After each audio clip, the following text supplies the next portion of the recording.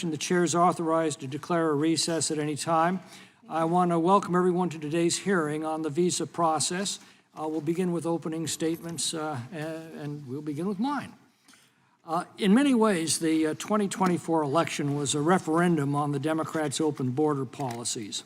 For 4 years, they opened America's borders and deliberately trafficked at least 6 million illegal aliens directly into our communities, while the Border Patrol was overwhelmed arranging lodging, transportation, food, health care, and legal services for this massive population. Another 2 million gotaways entered our country as well. The result was devastating to our nation, and it produced one of the greatest political realignments in our nation's history. Americans suffered as their classrooms filled with non-English speaking students, their hospitals were overwhelmed by illegals demanding care, their food pantries stripped bare, and homeless shelters filled to capacity.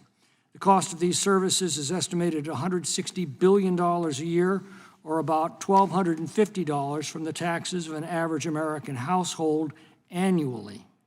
More ominously, among this population were the most violent criminals, criminal gangs, and cartels on the planet, often shielded by Democrat sanctuary laws and leftist DAs and judges. The sad, senseless, and entirely preventable tragedies produced by these policies continue to unfold before us on a daily basis. For 4 years, the Democrats in this Congress and this committee told us this was for our own good, and besides, there wasn't anything we could do about it anyway, short of their demand for widespread amnesty. But the American people knew better. They knew, as President Trump put it, that we didn't need new laws, we needed a new president.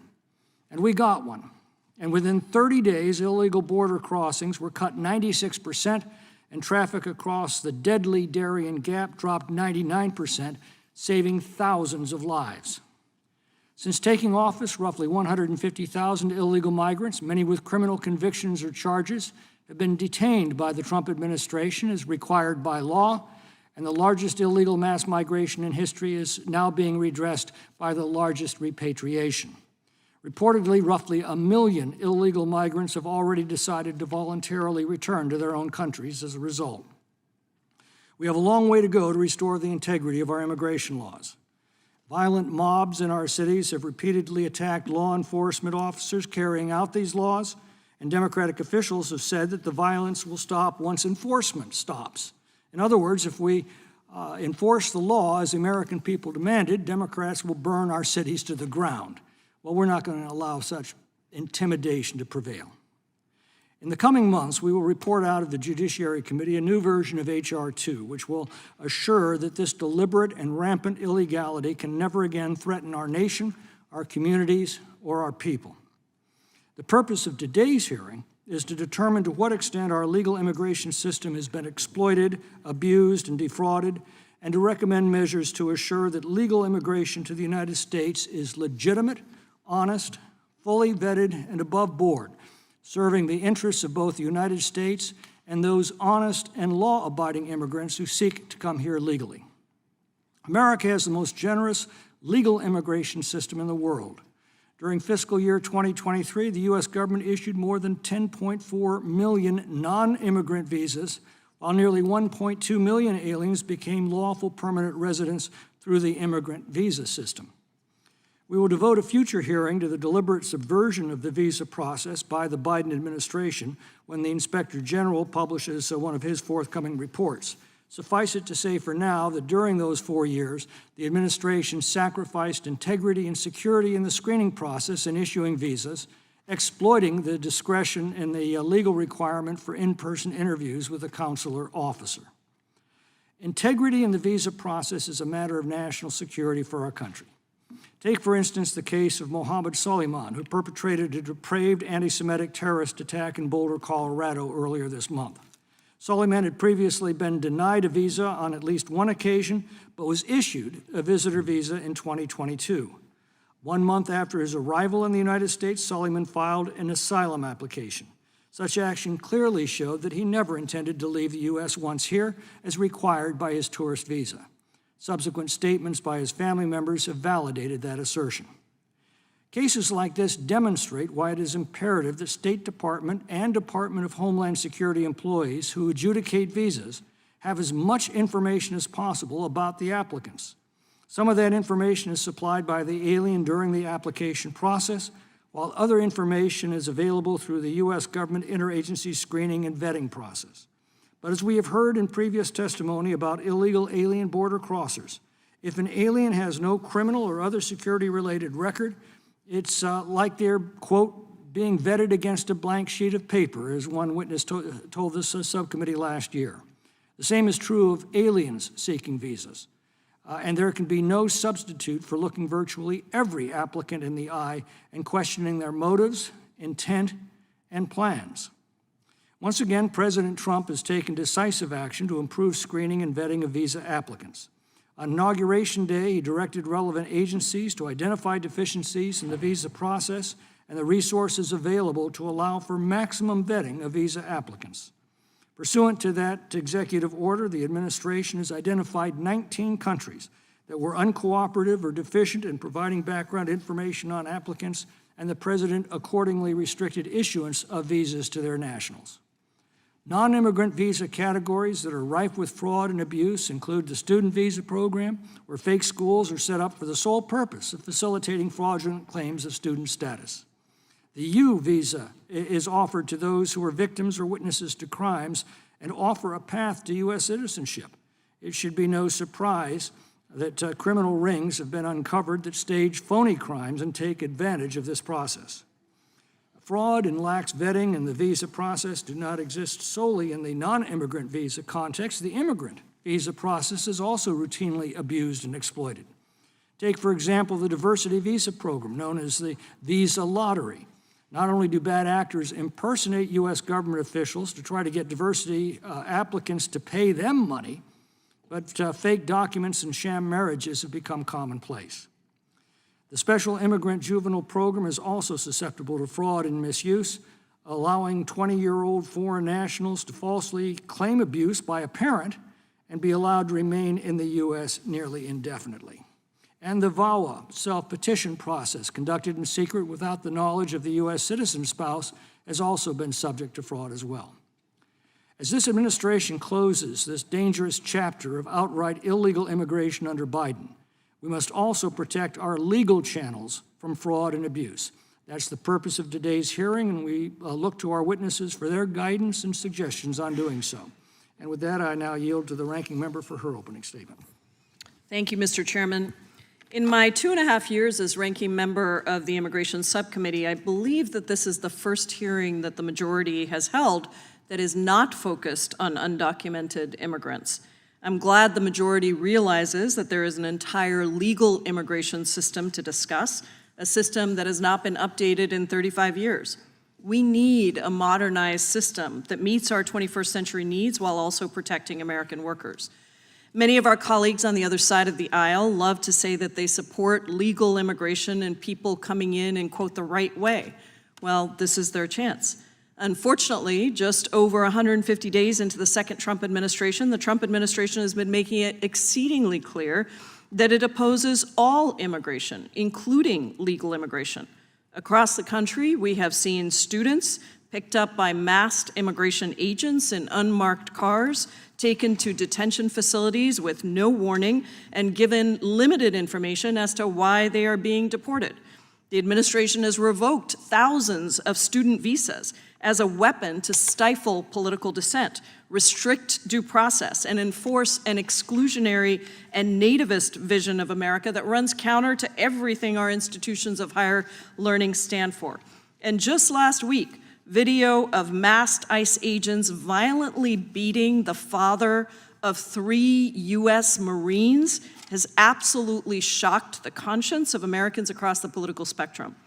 The administration's actions to close off legal pathways will actually hurt America's ability to innovate and attract the talent we need. And make no mistake, they are not about national security, and we know this because just last month, Secretary of State Rubio announced plans to, quote, aggressively revoke student visas of Chinese students, all in the name of national security. And yet just 2 weeks later, President Trump, in announcing a so-called trade deal with China, said Chinese students would still be able to attend universities in the United States, even noting, quote, it has always been good with me. After a pause, the United States has resumed interviews for F, J, and M visas, but added new screening of the applicant's social media. These visas cover more than just students. They apply to physicians, university researchers, and au pairs, many of whom come to work for military families and others. And then earlier this month, President Trump issued a proclamation restricting or limiting the entry of nationals from 19 countries. In total, the 19 countries subject to these discriminatory bans have a combined population of over 475 million people. According to State Department data, the proclamation has the potential to block at least 34,000 green cards from being issued and over 125,000 non-immigrant visas from being issued every single year. Recent reporting also tells us that the Trump administration is considering adding an additional 36 countries to that list, 25 of which are from Africa. These countries may be subjected to partial or even full travel bans if they do not meet certain benchmarks over the next 2 months. And alarmingly, it appears that the Trump administration is attempting to coerce some of these countries into signing third country removal agreements to keep themselves off the ban list.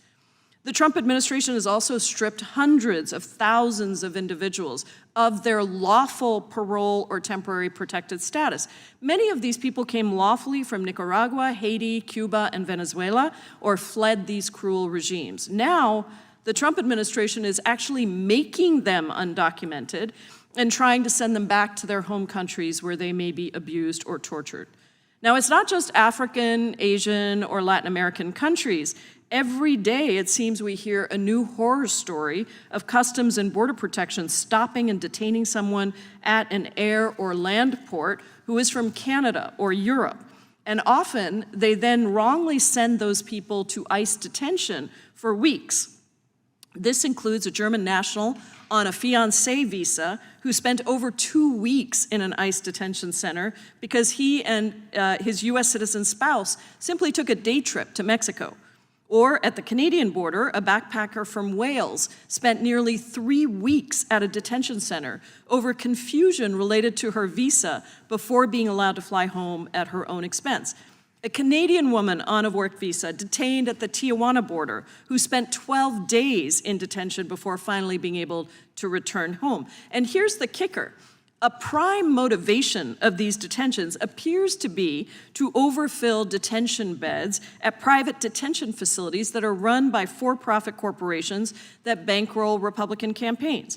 These for-profit facilities are rife with abuse because they're actually incentivized to cut corners so that they can reap enormous profits, all paid for by the American taxpayer. The path forward for America is a legal immigration system that is modernized, fair, and adequate to meet the needs of our families and our economy. Attacking legal immigration, student visas, workers with valid visas, even sweeping up US citizens, that's not just morally wrong, it makes absolutely no sense. Making America less welcoming as a nation is already having a real impact. The United States will lose out $12.5 billion in tourism alone this year. Students and top scientists and researchers don't want to come to a country that suppresses their free speech rights or discriminates against them for what their home repressive governments do. That should not be what America is. I look forward to hearing from all our witnesses today, and I yield back. Gentlelady yields back. I now recognize the ranking member of the full committee, Mr. Raskin, for an opening statement. Mr. Chairman, thank you very kindly, and thank you to all the witnesses for being with us today. There is more to immigration than border enforcement, as the ranking member of the subcommittee just said, and it's a good thing that our friends are waking up to that. President Trump and Stephen Miller's ambition to deport 12 million people from the country has been a terrible failure on its own terms, but even in its failure, it has turned our society upside down. It has terrorized both citizens and non-citizens, destabilized and divided our communities, wrecked small businesses who've lost their workers, and trashed our Constitution for everybody. It's gotten so bad that Donald Trump even seems to have recognized that his policies don't fit reality. 2 weeks ago, he gave the game away by acknowledging that hundreds of thousands of undocumented aliens working on the farms and in the fields are, quote, good longtime workers, and that he'd been lobbied both by his agriculture secretary and by large agricultural interests to stop the ICE raids on farms as they are spreading panic and keeping a majority of the workforce from showing up at work. So he decided he would stop enforcing the mass dragnet ICE raids there and invoke the same logic for the restaurant sector, also heavily dependent on undocumented people. Of course, it would apply equally then to the construction sector, landscaping and gardening, nursing, you name it.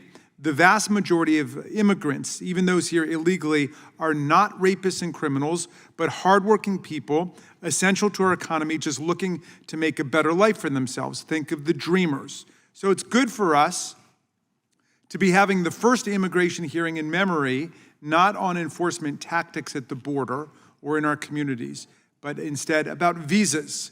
Alas, the president's record on visas is riddled with the same bursts of extremism and dogmatism and fanaticism that have made his enforcement measures so unpopular. He and his administration have tortured our laws and trampled our Constitution to kick out permanent resident green card holders and students and target universities who voice opinions that he disapproves of. As part of its effort to undertake a hostile takeover of America's colleges and universities, the administration interrupted interviews for student and exchange visitor visas. The result, about 15% of foreign doctors slated to begin their work at American teaching hospitals around the country were unable to get their visas in time to start the medical year next month, all at a time when we have a serious doctor shortage in the country that threatens access to care. And the monstrous reconciliation bill threatens to slash Medicaid funding on which rural hospitals rely. The administration has also recently implemented its xenophobic travel ban to unilaterally ban entrance to the country for all nationals of 19 different countries, with minor exceptions. Categorically denying visas to nationals of these countries does not make us safer or freer or more prosperous. It cements us in the eyes of the world as a vindictive, isolationist, and increasingly undependable and authoritarian country. The travel ban will likely have significant economic consequences by restricting travel and migration from the targeted nations. In 2022, at least 298,000 non-citizens from countries affected by the new travel ban arrived in the U.S. Most of them came to the U.S. temporarily, spending money as tourists or as students, fueling our economy. The following year, households with nationals from the targeted countries collectively earned $3.2 billion in income, paid $715 million in federal, state, and local taxes, and held $2.5 billion in spending power. Donald Trump also paused the refugee program, claiming the entry of these thoroughly vetted and re-vetted individuals would be detrimental to the United States. But then he allowed white Afrikaners to apply via a Google form and to undergo an expedited process to come to the U.S. as refugees. And it should shock no one to learn that after they arrived, reporters were able to dig up numerous anti-Semitic posts from the refugees. One of them had never been subjected, apparently, to the new anti-Semitism screen being used for other visa candidates. The title of this hearing is Restoring Integrity and Security to the Visa Process. How does any of this restore integrity or security? These random pauses, arbitrary bans, ad hoc detentions do nothing to improve security or integrity in our process. President Trump has turned our visa system into a terrain of caprice and selective punishment he can wield against his chosen political enemies and use to demonize and scapegoat immigrants, including visa recipients. This war on immigrants is designed to distract us from the fact that they're trying to cut 14 million Americans off of Medicaid, destroying small businesses with chaotic and unlawful tariff policies, gutting federal agencies and programs charged with protecting Americans against scams and frauds, and using the pardon power to transfer more than $1 billion from the victims of crime to the perpetrators of crime. Sometimes the president's had his lucid moments on immigration. During his first term, while saying he wanted to build a big, beautiful wall, he said the wall would have a big, very beautiful door, signifying his support for legal immigration. In brief, lucid moments like these, I try to find hope that we can work together across the aisle to focus on a secure border, the removal of immigrants convicted of serious crimes and public safety threats, a pathway to citizenship for the law-abiding, tax-paying, undocumented immigrants who Trump recently called very good long-time workers, and a modernized immigration system that will make it easier to come here lawfully while protecting American workers. We've come very close to doing this in the past. We can do it again. Tom Paine, who arrived in the country in 1774, fell in love with America when he got here. He said, this land will become an asylum to humanity. Not an insane asylum, mind you, but a place of refuge for people seeking freedom from religious and political and economic persecution and discrimination from all over the world. So let's live up to the original vision of the founders. This is a nation made up of immigrants and the descendants of people who were enslaved and of the original Native Americans. But this is a land of immigration, a land of immigrants, and a land of laws. We can make it all fit together, and I hope we can work together on a bipartisan basis to make that happen. Yield back, Mr. Chairman. Gentleman yields back. Without objection, all other opening statements will be included in the record. I will now introduce today's witnesses. We have with us today Mrs. Jessica Vaughn, who is the Director of Policy Studies for the Center for Immigration Studies. Prior to that, Mrs. Vaughn was a State Department Foreign Service officer serving in Belgium, Trinidad, and Tobago. Mrs. Vaughn has a master's degree from Georgetown University and a bachelor's degree from Washington College in Maryland. Simon Hankinson is a senior research fellow at the Heritage Foundation's Border Security and Immigration Center. From 1999 to 2022, he was a State Department Foreign Service officer serving in several capacities in countries that included Kenya, France, Fiji, and Ghana. Prior to entering the State Department, Mr. Hankinson worked as a lawyer in London and a teacher in Miami. He holds a master's degree in modern history from St. Andrews, Scotland, a degree from the College of Law in London, and a master's degree in international security affairs from the National Defense University in Washington, D.C. Mr. Alex Norristow is the Vice President for Economic and Social Policy Studies at the Cato Institute. He's written on the economic impacts of immigration and the economy. Mr. Norristow received a BA in economics from George Mason University and an MS in economic history from the London School of Economics. And finally, Mr. Cody Brown is the managing attorney of Codias Law, a firm that represents U.S. citizens who are victims of immigration fraud. He's worked on the Senate Homeland Security and Governmental Affairs Committee and is legislative counsel to a member of the House Homeland Security Committee, among other jobs. Mr. Brown earned an LLM from Georgetown University Law Center, a JD from Hamlin University School of Law, and a BS from Northwestern College. I want to welcome all of our witnesses, to thank them for appearing today, and we'll begin by swearing you in. Would you please rise and raise your right hand?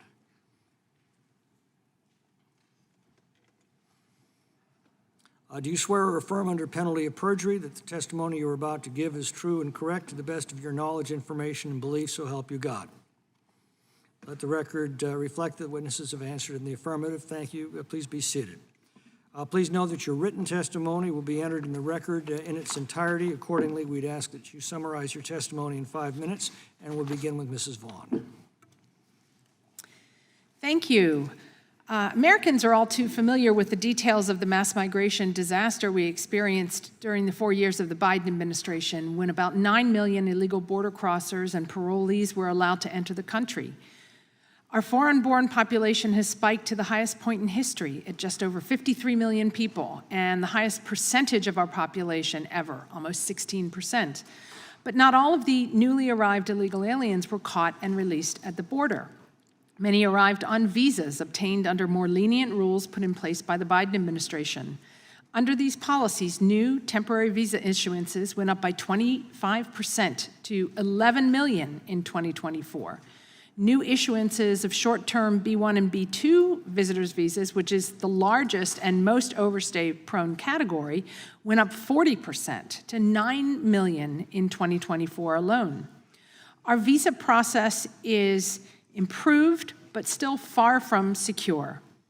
Thanks to the more lenient policies, which include interview waivers, stretching eligibility criteria, and generally prioritizing swift approval over diligence in vetting, The visa programs have become much more vulnerable to frivolous and outright fraudulent applications.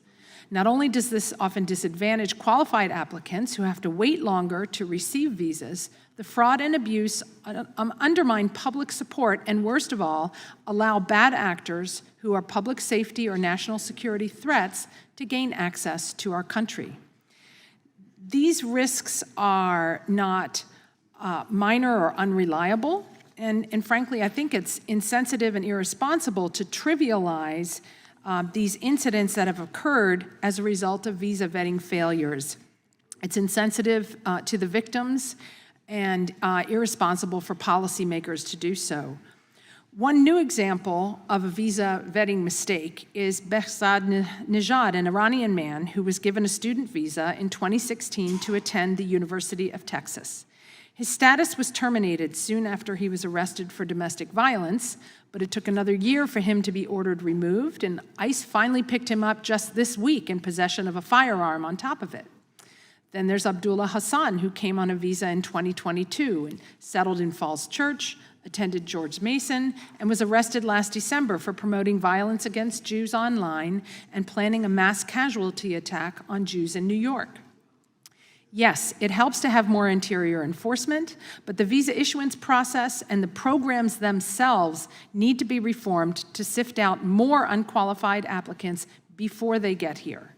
In 2023 alone, there were more than 18,000 entries of Iranian citizens on NIVs, including more than 10,000 on B1, B2 visas, more than 5,000 entries on student visas, and more than 1,000 on exchange visas.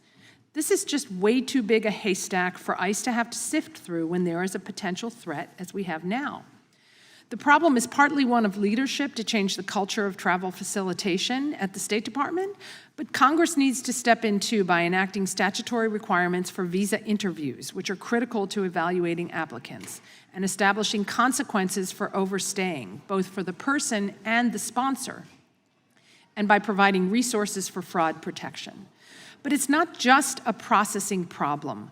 We have to make sure that applicants are actually eligible for the visas they seek, and some of the visa categories, especially on the permanent visa side, are so conceptually flawed and have such inadequate statutory criteria that even when adjudicators are empowered to try to prevent fraud, they are almost powerless to do so. And among the most problematic and ripe for congressional action are two categories where state and local government entities are the gatekeepers to establishing eligibility: the U visa and the special immigrant juvenile category. The latter in particular needs urgent attention from Congress, especially in light of the hundreds of thousands of minors who've come in the last 4 years. We know we have a problem when applications spike as they have in the SIJ category, with more than 50,000 a year now. And when the specialty law firms are advertising all over social media, offering young illegal aliens who have no other path to stay here the option to claim that they were abused, neglected, or abandoned by one parent, even long ago, claims that are nearly impossible to verify, even if anyone tried. Criminal histories can be excused or may be unavailable to adjudicators if they were committed as a juvenile, making this the amnesty program of choice for MS-13 gang members, among others. And as with the U visa or some other programs, under Biden rules, the applicants get the work permit and protection from deportation long before the file is ever reviewed. Thanks again for the opportunity to discuss these issues. Thank you, Mrs. Vaughn. Mr. Hankinson, you may begin. Chairman Gill, Ranking Member Jayapal, and members of the subcommittee, thank you for inviting me to testify today. Well, first, what is a visa? Let's imagine America is a castle surrounded by a wall. Anyone wanting to visit the castle first has to go to the main gate in the wall. That's the U.S. Embassy. The guards will want to know who the visitor is, where he's from, what he does, and why he wants to enter the castle. They ask a lot of questions and do their best to verify the visitor's claims, but they're limited in what they can find out. If they're satisfied as to his identity and truthfulness, they give the visitor permission to go inside and knock on the castle door. And that permission is the visa. It gives the holder the likelihood, but not the right, of being let into the castle. When the visitor knocks on the castle door, the person at the door is a Customs and Border Protection inspector. He sees that the visitor's gotten past the guards, but he'll still ask questions to make sure he's satisfied before letting the visitor inside. Visas have three main vulnerabilities: fraud, vetting, and overstays. Fraud is a fact of life in visa work. It varies by place and person.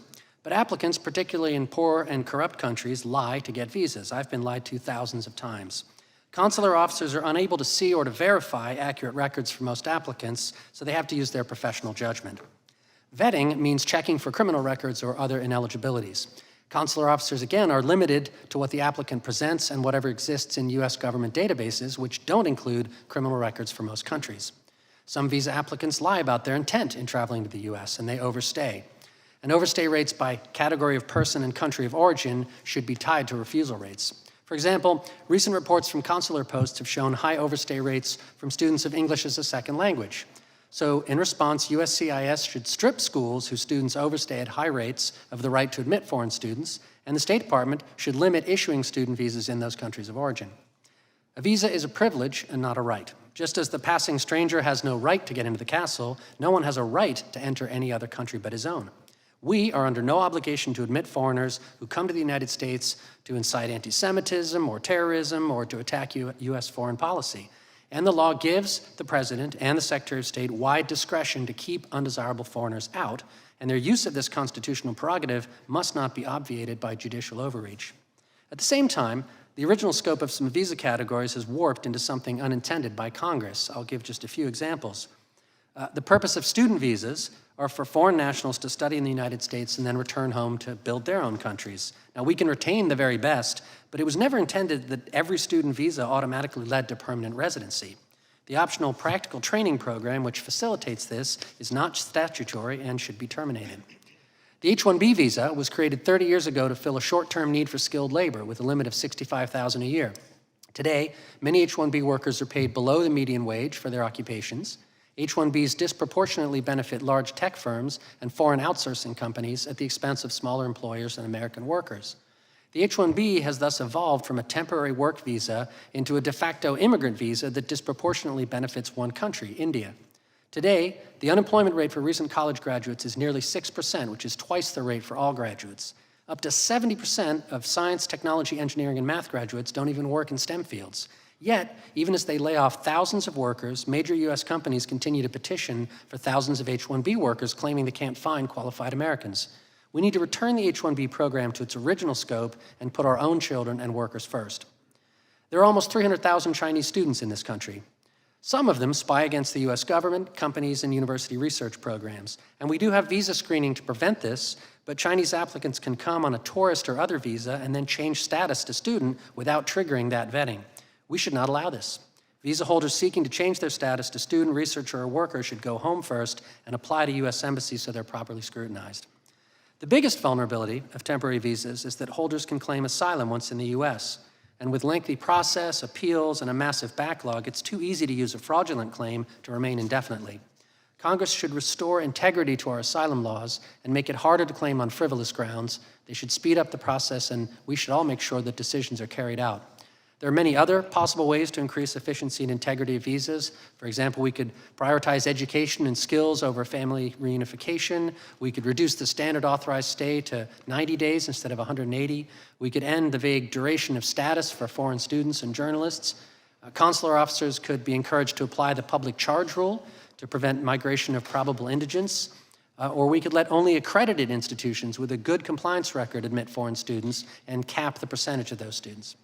Now, with our southern border no longer wide open and interior enforcement once again underway, we have the time to consider all of these ideas and more. Thank you, and I'm happy to take questions. Thank you, Mr. Hankinson. Mr. Naraska, you may begin. Chairman McClintock, Ranking Member Jayapal, and distinguished members of the subcommittee, thank you for the opportunity to testify. Over the decades, the Cato Institute has produced original research on immigration, including the threat of foreign-born terrorism, immigrant criminality, and the vast economic contributions of immigrants and their descendants. Thus, it is a pleasure to be invited to speak on the topic of today's hearing, restoring integrity and security to the visa process. However, I must start with a criticism of the title of the hearing.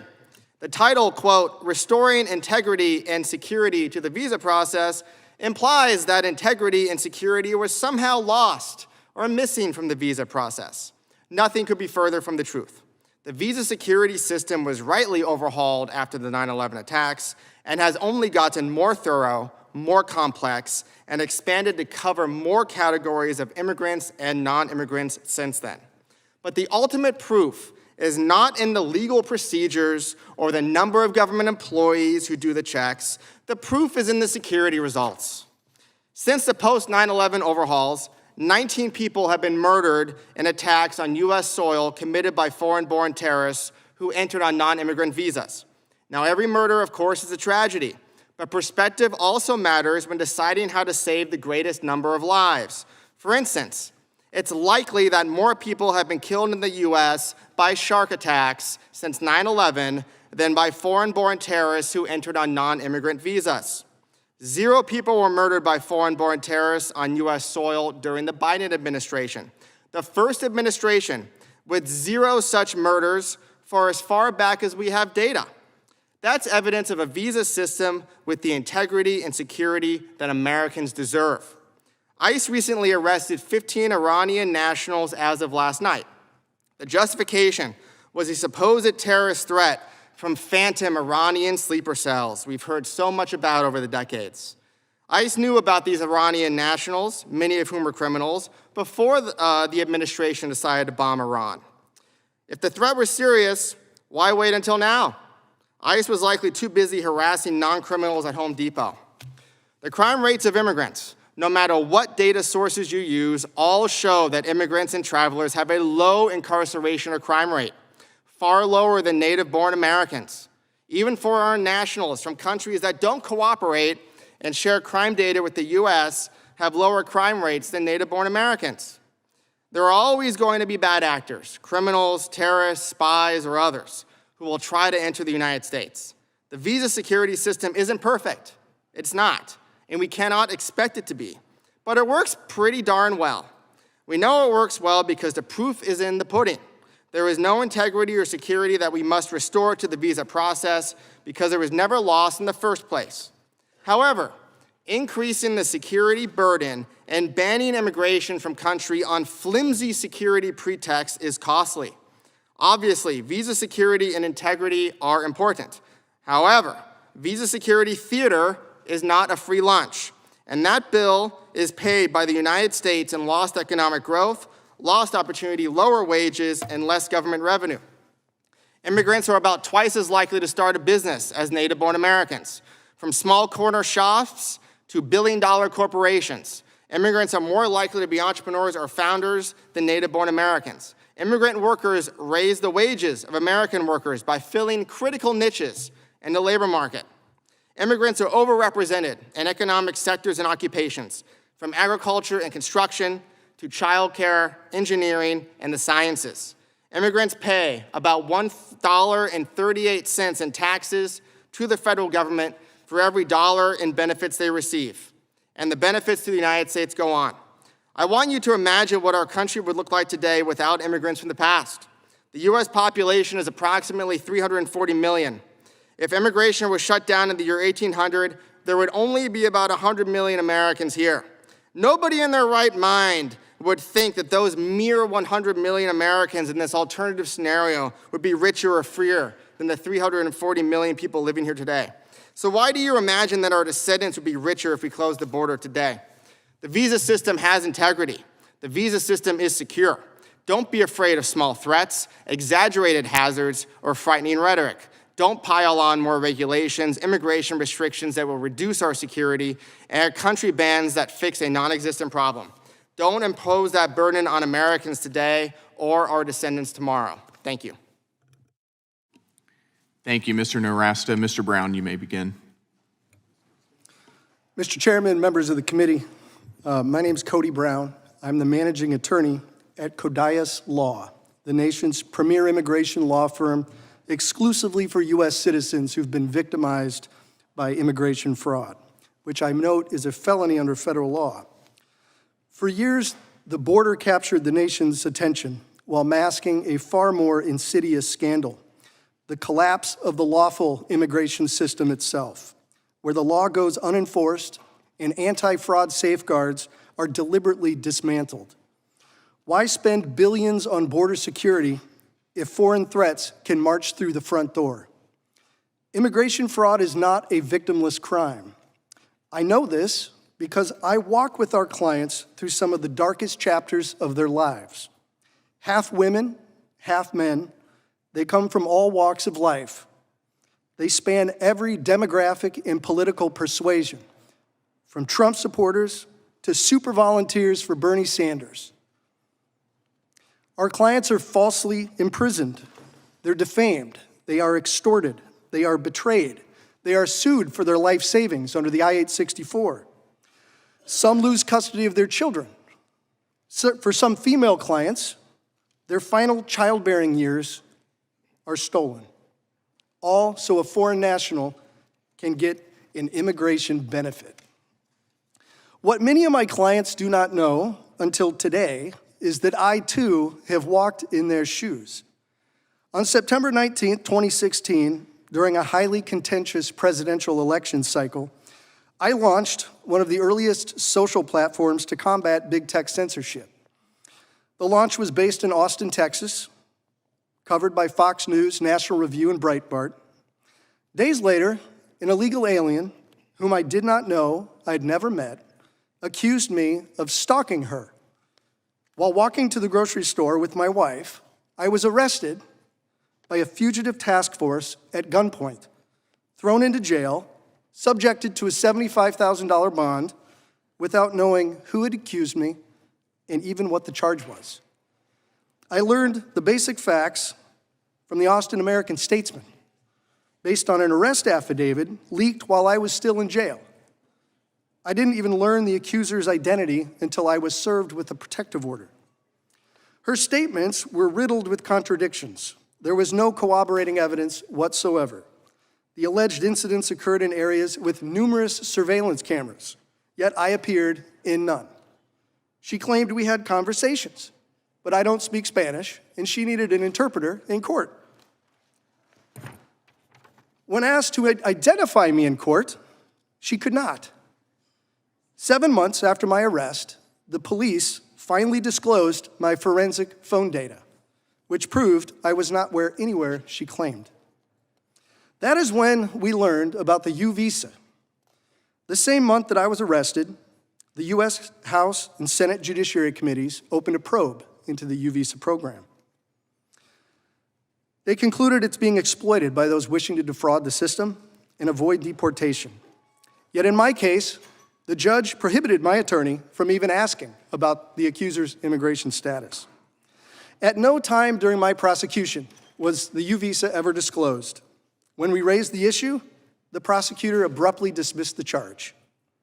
A private investigator obtained a confession from the illegal alien that she was seeking a U visa. And when confronted with this evidence, the prosecutor in Travis County expunged the case. What I soon realized was there was another trial, one that I was never told about. It took place inside the walls of USCIS. Congress has created several victim visa programs that empower federal bureaucrats to act as judge and jury over whether a U.S. citizen committed a crime. These are secret trials. The U.S. citizen is never notified. There is no hearing. There is no cross-examination. There's no opportunity to provide counter-evidence, defend yourself. And by a mere preponderance of the evidence, a bureaucrat can convict a U.S. citizen of a crime, so a foreign national can get an immigration benefit. There are now 400,000 of these U visas pending over at USCIS. And these secret trials are not limited to just U visas. They occur every day in marriage-based cases, VAWA self-petitions, I-751 waivers, both of which allow a foreign spouse to accuse their citizen spouse of a crime to fast-track their green card. In fact, by volume, marriage-based fraud dominates the system, including one-sided marriage fraud, VAWA self-petition fraud, and I-751 fraud. Nearly a quarter of all new immigrants are spouses of U.S. citizens, approximately 300,000 per year. I'm almost done. The incentives for immigration marriage fraud are irresistible. Exemption from visa caps, adjustment of status, expedited citizenship, and accelerated chain migration. And throughout the 20th century, Congress repeatedly amended the immigration laws. If there's one thing I want Congress to hear, we want an appeals process with the Board of Immigration Appeals to enable fraud victims to appeal these false allegations in front of the board. Thank you, Chairman. Thank you. Thank you, Mr. Brown. We appreciate that. Now we're going to move on to 5 minutes of questioning, and I'll begin by recognizing myself. You know, for decades, the United States has had an existential problem with illegal immigration. This isn't something that's new. It wasn't something that was created under the Biden administration. We've had it for a long time. And Republicans in Congress and in the rest of the country outside of Washington, D.C., demanded border security, that Washington would actually do what we said we would do on the campaign trail and secure the border and stop the flow of illegal immigration. And what would happen in Washington is that Republicans would ask for border security. We would ask for a wall. We would ask for things that we can fund that would stem this tide of illegal immigration. And in response from the other side of the aisle, we would hear demands for amnesty, a pathway to citizenship for people who have no business being here to begin with, who came here illegally. And the result was that nothing was done to secure the border. One of the things that I'm most excited about the big, beautiful bill that we are working on and are going to get passed next week is that finally we can fund border security and mass deportations that the American people demand without having to negotiate on amnesty. In other words, the American people get what they would like. Republicans get all of our priorities. We get a border wall, we get river barriers, we get 10,000 new ICE agents. And we don't have to deal with demands for mass amnesty. That is a huge win, not only for conservatives, but for all Americans. And I'm excited about getting that done. I believe that mass migration is the single biggest existential threat to our country today. And we're going to begin by fixing that. So thank you to the witnesses for being here. Mrs. Vaughn, I'd like to start with you. I really appreciate your time here. Some claim that in order to finally secure the border for good, we need to make a deal on amnesty or to expand our already extraordinarily generous legal immigration system or work visa programs. Does this viewpoint put the interests of the American people first? Absolutely not. The biggest problem, well, first of all, we've tried this in the past, and it never worked. It was always amnesty now, enforcement if we get around to it. And so this doesn't work. But what we do know also from experience is that every time amnesty is raised, it destroys all incentive people have to voluntarily comply with immigration laws and go home on their own if they don't have a path to legal status. It creates incentives for people to stay here illegally and incentives for people to start trying to cross the border illegally as well. We should not be discussing, contemplating an amnesty of any kind until there is integrity and enforcement of the immigration laws that we have. That's just not something that should be on the table now. Have the American people ever been promised border security in exchange for amnesty in the past? Oh, repeatedly, most notably in 1986, when the amnesty happened immediately, was given to more people than we were told would be qualifying for it, and the enforcement promises were never applied, never materialized. And it's been promised in a number of other types of legislation in 2013, in 2007. It's always the same thing. Amnesty now, we'll promise to give you enforcement later. Whenever amnesty is brought up in the national conversation, have you found that it leads to increased illegal immigration? That is definitely what happened in 2012 before the so-called Gang of Eight bill. And during that discussion, And it has happened in the past as well. In fact, well, look at what happened before the Biden administration took office. They had promised amnesty during the campaign, and the illegal crossings and encounters at the border went up even before Biden took office in January. They were up substantially in December, the month before that. Yep. And then I'd like to ask you about our green card system. Approximately how many immigrants are approved for permanent residency each year? It's about 1 million per year. About 1 million. And how many of those are via chain migration? About 60%. 60%. Awesome. Thank you, Mrs. Vaughn. Appreciate it. And now I'd like to recognize the ranking member, Ms. Jayapal, for 5 minutes. Thank you, Mr. Chairman. Maintaining a healthy, robust, secure visa system so people from all over the world can come to America should not be a partisan issue. Immigration has always been and continues to be one of the essential factors to America's success as a nation. Immigrants set up our founding governance system, serve in our armed forces, power our economy in just about every sector, and have brought innovation and entrepreneurial spirit, with nearly half of Fortune 500 companies founded by immigrants or their children. We have, as our witness said, strong systems to ensure integrity with the terms of visa holders. There are already consequences for those who violate the terms of their visas. For example, committing marriage fraud to obtain an immigration benefit is already a federal crime. Our visa system has been the pathway for ambition and opportunity for so much of the rest of the world, and it's so disheartening to see the Trump administration do everything it can to destroy the legal immigration system. Look, I know this system very well. I might have come to one of the embassies that you were at. I came to the United States on a student visa. I made my way through an alphabet soup of visas. It took me 17 years to become a U.S. citizen, and I eventually ended up here as the first naturalized citizen to serve as ranking member of this subcommittee in Congress on immigration. That's a testament to the amazing things that can only happen in the United States of America. Mr. Narasta, let me ask you, your testimony does a great job of showing the intense level of vetting students and other visa applicants receive when applying to come to this country.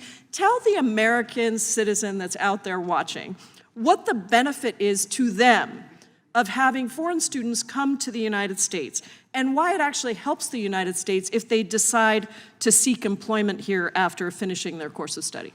So the benefits are extraordinary. Oftentimes, foreign students are the first step in a long process, just like your process, of eventually getting oftentimes OPT, oftentimes an H-1B visa, and then a employment-based green card, and then citizenship. That is the way that the immigration system has been set up in the United States. So if we want to have the benefits of high-skilled immigrants and entrepreneurs, people like Elon Musk, who started here in the United States on these same ways, and millions of other people, then we need to maintain a large, open student visa system because it's the first link in that chain. Thank you. The Trump administration has targeted student visa holders in all these different ways, and there's been incredible chaos in the student visa system. There's been canceling of visas without warning, sending masked ICE officers to kidnap and disappear students, pausing visa interviews for student and exchange visas right when those applicants would normally be starting to apply for their visas. One student lost his status because of an issue with a fishing license. Another lost hers because she was a victim of domestic violence and the police picked up both her and her abuser. About 15% of the foreign physicians who were supposed to come here to work at training hospitals when we have a real dearth of medical professionals were unable to get their visas in time. How does all of that chaos hurt our country and our ability to retain and attract top talent that we need here in America? The Trump administration's sowing of chaos in the legal immigration system undermines much of what makes this country successful, great, and free. Economic uncertainty is a killer. This is one of the things that I learned in my education, that I saw around the world, that you see in our practice. And nothing like uncertainty in employment, in legal residency, and being able to be here sows devastation. It makes people's lives unsettled, both for the immigrants and their American families, employers, friends, the schools where they are, their neighbors. It unsettles everything. It is devastating to this country. It is devastating to them, and it's devastating to future Americans. Let me turn to the absurd travel ban, arbitrary travel ban that President Trump announced. He alleges this travel ban is necessary to protect us from terrorist attacks and other national security threats. Is that true, just yes or no? No. So let me go through some examples. Given the recent events in Boulder, Colorado, why is Egypt not on the banned list? Egypt was also one of the countries, along with Saudi Arabia, the UAE, and Lebanon, who were involved in 9/11.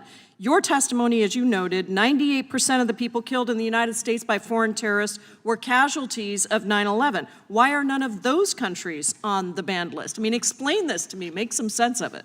I'm sorry, but I can't explain something where there is absolutely no sense. It doesn't make any sense. It's totally arbitrary. It seems like a justification for reducing legal immigration that is divorced from any legitimate security or national security or anti-crime perspective. It is just an arbitrary ban, and I guarantee we're going to have more of them come down the line that are based on nothing more than the desire to reduce legal immigration. Thank you. Mr. Chairman, I have a unanimous consent request. Without objection.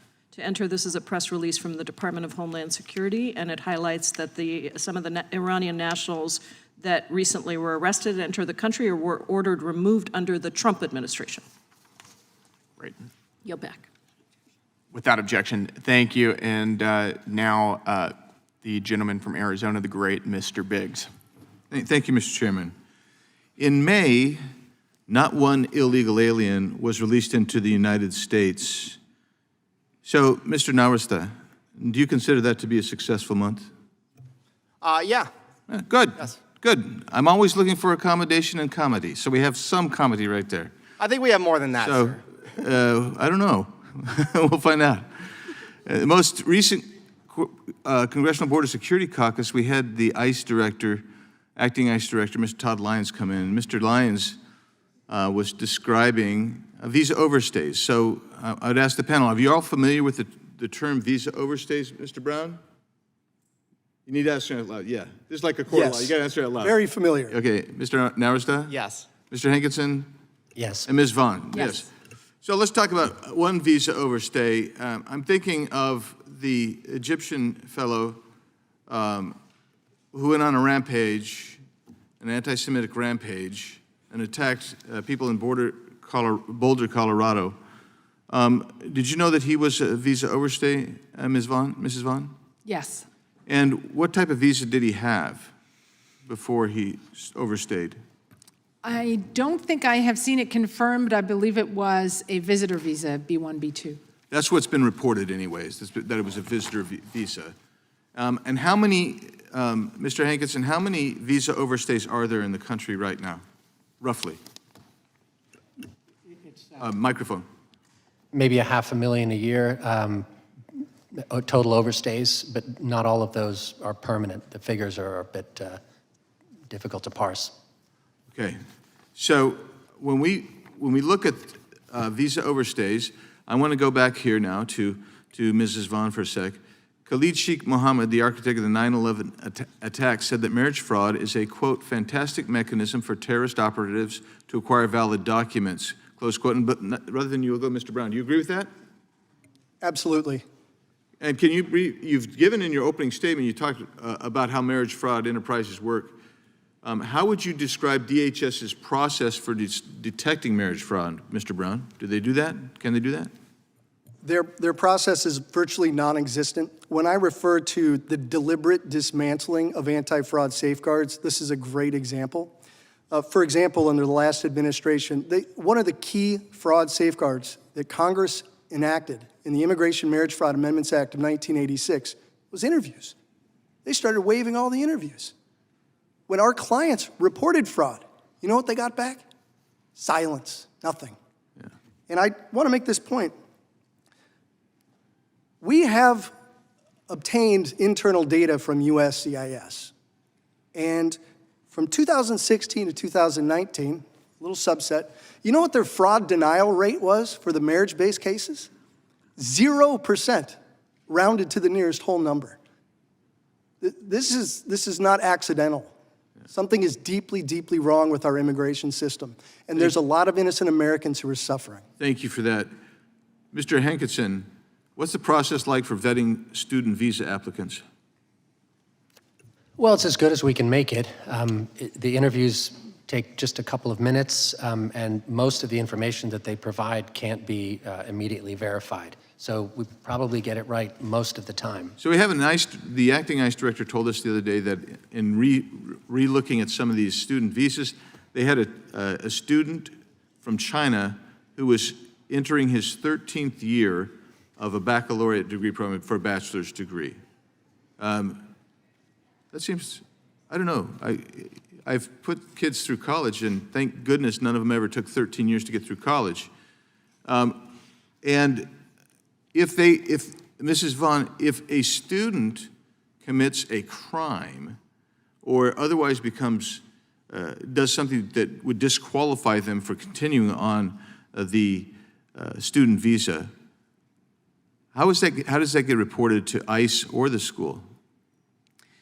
Well, if they are arrested for a state or local crime, ICE will get that information through the Secure Communities program, but ICE is not necessarily going to prioritize it because that, as a student visa holder, they are entitled to more due process than, for example, someone who's in the country illegally and commits the same crime. So what the director told us is that it's not often that they're notified, and the school is rarely notified as well. Yeah, the school wouldn't necessarily be notified. So as my time expires, I would point out to my committee members that there's been some suggestions by Mr. Brown, Mr. Hankins, and Mrs. Vaughn on some ways to fix the visa system. I think it's worth reviewing. And then I've got a couple of unanimous consents. This one's called What We Know About the Visa Obtained by an Egyptian Man Who Injured a Dozen People in Colorado. Another one by Mr. Hankinson, actually. Commentary on the borders, on border security, and then a letter that we sent to Secretary Mayorkas just a few months ago asking for information about marriage fraud with regard to visa status. Without objection. Thank you. Without objection. Thank you, Mr. Biggs. And now Mr. Raskin is recognized for 5 minutes. Great, thank you very much, Mr. Chairman. The distinguished gentleman from Arizona began by talking about visa overstays, and so Mr. Norris, I wanted to ask you about that. There's been a lot of discussion recently about a famous case of a visa overstay, that of Elon Musk, who had a student visa, was granted entry to the country, and then didn't go to school and said he never really wanted to go to school, but stayed and was able to get to work. And I wonder, in your response to the gentleman from Arizona, you said, or someone said that there's something like 500,000 people in this context. What are we doing about these visa overstays? And going back to your original comment, would we be better off if people like Elon Musk were kicked out of the country at that point, people who overstay a student visa or a work visa? Because my experience from traveling abroad is that oftentimes what we get in America is the most ambitious people, the people who want to work the hardest, create the businesses, win, Pulitzer Prizes and Nobel Prizes and so on. And he would seem to fall into that example. I mean, I guess he's in a category of his own, but somebody who was very ambitious and wanted to come here. But would we be better off making sure that everybody was kicked out of the country the day after their visa expired? We absolutely would not be better off. We'd be substantially worse off if that were the case, especially in that example of Mr. Musk. The reason why he did what he did with the student visas and then the tricky H-1B situation, everything, was because there was no other way for him to come to this country lawfully. And it is absurd that in this country, which has been built by immigrants. All of us are descendants of immigrants here in this country today. We have a proud history of being open, that there is no other way for him to come here lawfully, to open businesses, to try his mettle, to create new firms that are multi-billion-dollar, $1 trillion of value that he has created in the world, and other people like him. The government should focus on the security threats. They should focus on criminals. They could go after these folks like ICE went after these Iranians in the last couple days, many of whom had criminal convictions. They should not be wasting their time on people with expired fishing licenses who are student visas. Now, the government does do a good amount now, especially under this administration, of trying to track down some of these overstays, but it's not a high priority because they need to go after criminals and national security threats and people like that. Every dollar they spend and every minute they waste going after non-criminals and people who aren't national security threats is a waste. Okay, I think you're intimating views that are congruent with my own, which are we should make it much, much more difficult for people to get into America illegally and much easier for people to get into the country legally and lawfully. And I think that we have bipartisan convergence around the first issue, that we want to make it difficult to get in the country illegally, but we seem to disagree about the importance or the value of allowing people to get into the country lawfully. I think that our temporary chairman here said, and please correct me if I'm wrong, mass migration is the single biggest existential threat to our country today. What do you think about that as, you know, setting aside climate change, terrorism, social and racial division? Is mass migration the biggest threat to our country? If we had massive lawful migration, would that be a bad thing for America? The overuse of the word existential is a prime example of threat inflation, of trying to terrify people for no good reason. The idea that the existence of the United States is threatened by immigration is absurd. It is just the opposite. The future of the United States is guaranteed and enhanced by immigration to this country. It is what will guarantee the growth. If there was no immigration, for instance, starting right now, the population of this country will start to shrink in the mid-2040s. There will be fewer Americans. There will be a smaller America unless we expand or at least continue the legal immigration that we have now. Okay, so why do you think immigration has become such a vexed political problem? I know historically we've gone through periods of anti-immigration fervor and xenophobia, but if we've got the grounds for bipartisan compromises we've seen repeatedly, why do some people keep on wanting to use this as a political club? So I think it's obviously a vote getter. It obviously infuriates a lot of people. And to be, totally fair to these folks who I disagree with, I do think people see chaos and they really don't like it, right? But I think the chaos is caused by our restrictive immigration system overwhelmingly. And if we want to get control in the long term, we need to do what you suggest, which is expand legal immigration opportunities to the United States. Enforcement matters, but legal immigration matters a ton too. Time's expired. Thank you. We now recognize Mr. Tiffany. Mr. Navarasta, do you believe the immigration system improved under the Biden administration? Under some ways, yes, in some ways, no. So it's a very large, complex system, as you know. It's second in complexity only to the income tax. So your colleague David Beer was here about 6 months ago, and he said, yes, the immigration system improved under the Biden administration. What's the change here of Cato's position? So the Cato Institute doesn't have positions. The scholars of the Cato Institute do. But if you want to narrow in on the legal immigration system, then I agree with my colleague David that the legal immigration system did improve during the Biden administration. But there's large other sections of immigration that have to do with enforcement, other categories you're of going around things. telling people around the country here today that, hey, I'm going to split hairs, and I'm going to tell people that this one subset of immigration, hey, things are just fine in the United States of America. It's all good. When they understand this as a broader part of the immigration system as a whole, which has been a complete failure. Well, sir, I don't work in talking points like that.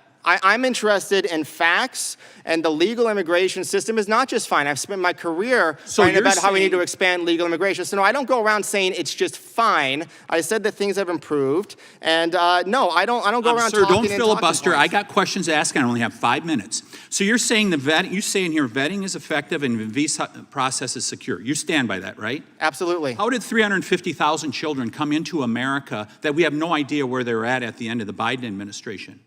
How are there 600,000 criminal aliens in this country that committed oftentimes violent crimes, everything from attempted murder to carjacking? The vast majority of those did not go through the legal immigration system. That is entirely the point that we are trying to make here today, is that they did not go through the legal immigration. If they did, then most of those people would have been weeded out. This administration, which you said This administration did a or good the job in last some one? ways, the previous administration, they just let people come in without being able to get a visa.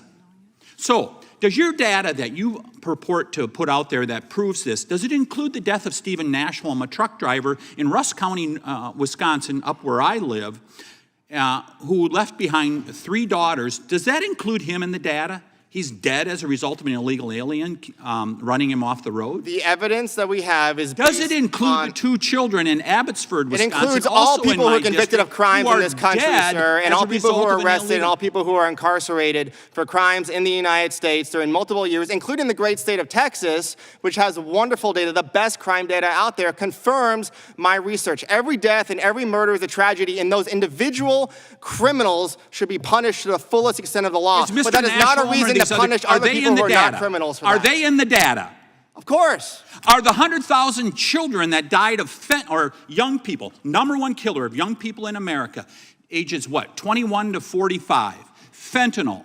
Do you include the fentanyl You mean the deaths? people who voluntarily took fentanyl and overdosed under that tragic situations? No, those are not homicides, sir. Or do you mean the communist Chinese who sent the precursors over here and then the cartels we talking about the drug brewed war it now? We're and talking sent about it the in. drug war? And by the way, they sent it in being carried by people who are coming in with the immigration Why don't you system. count the are automobiles defending. imported that also But cause you are car defending. accidents? Have you done, in your data, have you reviewed the impact on wages for those who are in the lowest economic strata with these millions of people coming into America taking their jobs? I'll end there. Ms. Vaughn. Of course, Ms. I have. Vaughn. Vast economic literature on Ms. that Vaughn, contradicts your statement. share with us, has there been an impact on Americans' earnings as a result of illegal immigration? There's no question that illegal immigration causes unfair competition, costing people job opportunities, depressing their wages, and causing those millions of Americans who've dropped out of the labor market to have trouble getting back into it. No question. So it's clear they're making less money. Yes. And that should be included in any data set when we're considering what we should do with immigration. Is that correct? That's the inevitable result. That's supply and demand. When you increase the supply of labor, distort the labor markets, you're going to get lower wages. Supply and demand. You're only talking about supply. These immigrants are people who also raise money. No. I'll direct the questions to you, sir. Mr. Hankin. I'm not asking a question. Was there a cost to the fentanyl deaths here in America? The open border made it a lot easier to bring in a lot of drugs, and a lot of drugs killed, as you said, about 66,000 people, just fentanyl alone in 1 year. How much do you value a life? You can't put a price on a human life. I yield back. Chair recognizes Mr. Nadler. Thank you, Mr. Chairman. Mr. Chairman, Republicans love to claim that while they oppose illegal immigration, they are for legal immigration. Yet the Trump administration is doing everything it can to slow down or entirely stop legal immigration to the United States. Would you agree with that, Mr. Narester? Yeah, yes. Under this administration, we've seen attacks on green card holders for exercising their free speech rights. We've seen a complete shutdown of the refugee program and a relentless assault on student visas. Would you agree with that? Absolutely, sir. Thank you. The Department of State is revoking the visas of students in the United States without any transparency, while ICE is terminating the legal status of students and in some cases not even informing them of their respective institutions. Would you agree with that? That's absolutely true, and it's a total travesty. It is a poor way to run an immigration system, and it's bad for the United States that this is happening like that. According to recent reports, more than 1,800 students and recent graduates across 280 colleges and universities have had their visas revoked. Is that true? As far as I know, in the most recent data I've seen, yes. This is changing, of course, all the time because the administration is so aggressively anti-legal immigration. It's hard to keep up with the new numbers. Thank you. Mr. Nowrasteh, isn't it true that ever since World War II, the United States has followed a policy of attracting people from other countries to come and study in the United States, and that policy has led to tremendous scientific, military, and computer advancements that have helped make America the strongest, most technologically developed country in the world?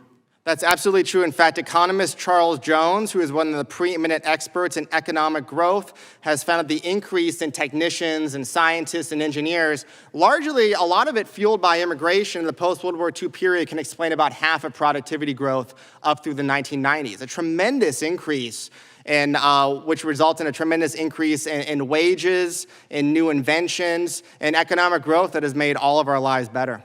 And you would agree, I assume, that we risk turning the greatest minds in the world away from the United States if we treat international students as like criminals? That's absolutely one of the biggest risks and the things that worry me the most is what genius entrepreneurs like Elon Musk or what great scientists like the woman whose name escapes me right now, but who helped discover the mRNA vaccine, are we turning away? What is the loss? Doudna.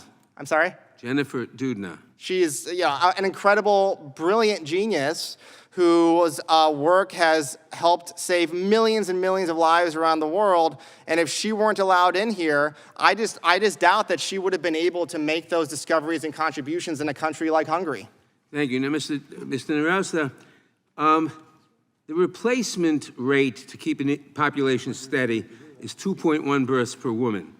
The rate in the United States is 1.6 per woman. Now, obviously, this will result eventually in fewer Americans. I think you mentioned that. Yes. What is the effect of having fewer and fewer Americans, more and more people of advancing age to be supported by fewer people in prime earning years? The economic effects are devastating. They are much slower economic growth, slower wage growth. We can see an advanced example of this in East Asia, especially in the country of Japan, which has had lower fertility, below replacement for decades now. It's no doubt that American fertility is below replacement, as you said. It will likely fall further. The only thing that is propelling growth in a good way, and has for a long period of time, is immigration to the United States. And I think supporting less immigration to the United States is the same as supporting a smaller America with fewer Americans, a less dynamic economy, and one where we have less of a footprint in the world. And I think that's tragedy. And one where more people of working age have to support, fewer people of working age have to support more people of advanced age, threatening our Social Security system. That's right. It definitely exacerbates the insolvency issues with Social Security and Medicare. It will bring on those problems faster and in a more severe way. One of the best ways to maintain, and even the Social Security Administration acknowledges this when they model out their Social Security predictions, expanding legal immigration does help extend the life of these programs. And what do we risk losing if the United States becomes perceived as a less welcoming destination for international students? I think the United States will lose one of the great selling points and attractions for this country, the attraction of opportunity that has enticed so many of our ancestors to come here over the centuries. Part of what it means to be an American and in this country is the openness to immigration. That has been part of our history forever. We are all the products of that. This wonderful, vast country is a product of it. There are 100 times more Americans today than when this country was founded. We are better off because of it, and I want to see a future with more Americans. Thank you. My time has expired. I yield back. Thank you, sir. The chair recognizes Mr. Roy. Thank the chairman. I thank the chair for calling this hearing. Mr.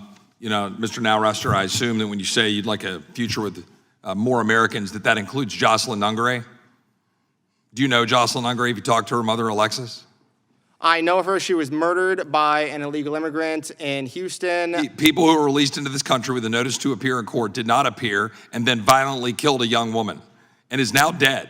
and her mother lost her. And she's one of dozens, hundreds, thousands of examples of Americans who are dead because of policies that were advocated for by the Biden administration and people parading around as libertarians. Ms. Vaughn. Parading around as libertarians? What does that mean? Ms. Vaughn. It means exactly that what it mean? means, Out of Mr. order. Narrester. It's my time, not yours. That's a personal affront. It is my sir, time, and I not take yours. exception to I don't that. have any time to listen to libertarian I know you don't have any time to that is listen. killing Americans, because that's what you're doing, and you're hiding behind Killing a brand Americans? that is resulting in the death of Americans. That's a heck of a thing Ms. to say Vaughn. to somebody, Out sir. of That is order. totally Well, false, it's and I true. take exception to It's that. true, and everybody I in have not America killed knows anybody, it. sir, and that Ms. is really Vaughn. exceptional. Ms. Vaughn, And when you go beneath talk to Alexa Nungray and talk about her daughter no longer being with us. Beneath you as an Ms. Vaughn. individual to say that to somebody, Ms. sir. Vaughn, on June 25th, 2024, DHS Office of Inspector General released a report entitled CBP has limited information to assess interview waived non-immigrant visa holders. Are you familiar with that report? Yes.